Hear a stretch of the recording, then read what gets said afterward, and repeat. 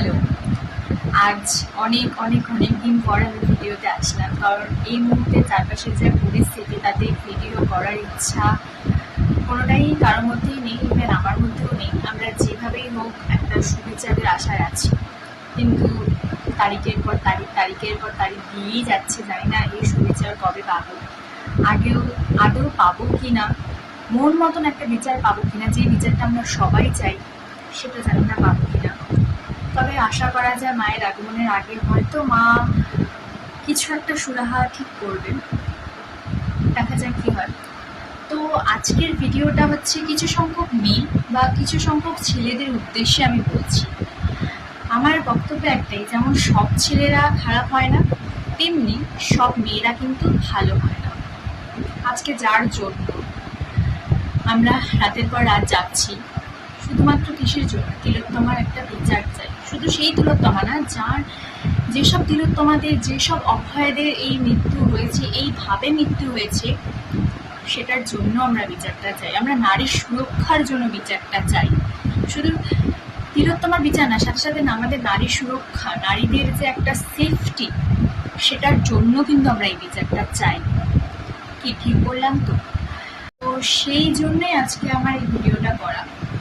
আমি একটা কথাই বলতে চাই, এই যে রাস্তাঘাটে যখন আমরা বেরোই, যখন কোনো আমরা মেয়েরা বেরোই, লোকাল ট্রেনে উঠি বা কোনো ভিড় বাসে উঠি বা কোনো অটোতে যাই আমরা, তখন অটোর যে ড্রাইভারটা, সে কিন্তু ওই গ্লাসটা দিয়ে কিন্তু মেয়েটার দিকে এমনভাবে তাকিয়ে থাকে যে একটা অস্বস্তিতে ফেলে দেয় মেয়েটাকে। তেমনি লোকাল ট্রেনে ইচ্ছেকৃত কিছু পুরুষরা কোনোই দিয়ে অসভ্যতম করে, সেম ভিড় বাসে। কিন্তু এইটা কিন্তু আমাদের পুরুষদের সহ্য করতে হয় না, যাই বলি না কেন, যাই বলি না কেন। আমরা কিছু কিছু জিনিস মেয়েদেরকেই সহ্য করতে হয়। কিছু ড্রেস পরে গেলে হয়তো এমন একটা কিছু আমরা পরে গেলাম, চুড়িদারই পরে গেলাম, নর্মাল শর্ট ড্রেসের কথা বাদ দিলাম, চুড়িদার পরে গেলেও কিছু ছেলে এমনভাবে তাকায়, মনে হয় ওই চোখ দিয়েই আমাদের ধর্ষণ করে ফেলবে।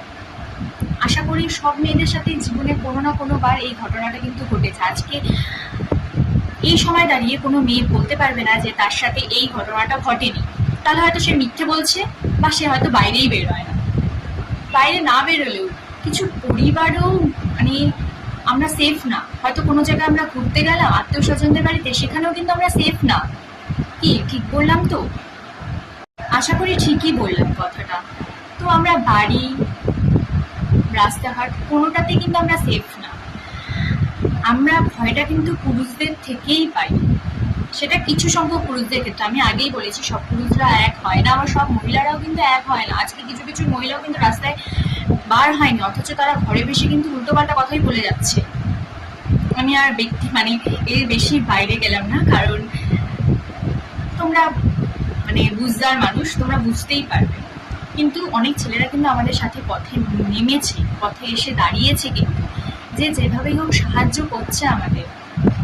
আজকে শুধু মমিতার কথা আমি বাদ দিলাম, ঠিক 1 বছর আগে যখন যাদবপুরের স্বপ্নদ্বীপের মৃত্যুটা হলো, কোনো মহিলা কিন্তু তাকে মেরে ফেলেনি, বা কোনো মহিলার দ্বারা কিন্তু সে র্যাগিং হয়নি। সে কিন্তু র্যাগিং হয়েছে কলেজের হোস্টেলের সিনিয়র দাদাদের দ্বারা।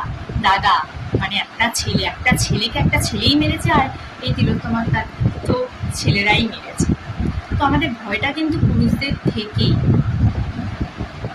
আমাদের ভয়টা কিন্তু অন্য কারোর থেকে না। মেয়েদের ভয়টা সবসময় পুরুষদের থেকেই, হ্যাঁ, আবার কিছু কিছু মেয়েদের থেকেও, যেসব মেয়েরা তিলোত্তমার ওই ফিমেল কলিগটার মতো।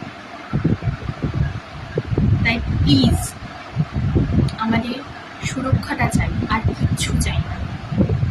আমাদের সত্যি সুরক্ষাটা চাই, আর কিচ্ছু চাই না। আমরা যেন রাস্তাঘাটে ভালোভাবে বেরিয়ে নিরাপদে বাড়ি ফিরে আসতে পারি, সেই সুরক্ষাটা আমাদের দিলেই হবে। এর থেকে বেশি আমাদের দাবি নেই। আর হ্যাঁ, অবশ্যই আজ 30 দিন হয়ে গেল,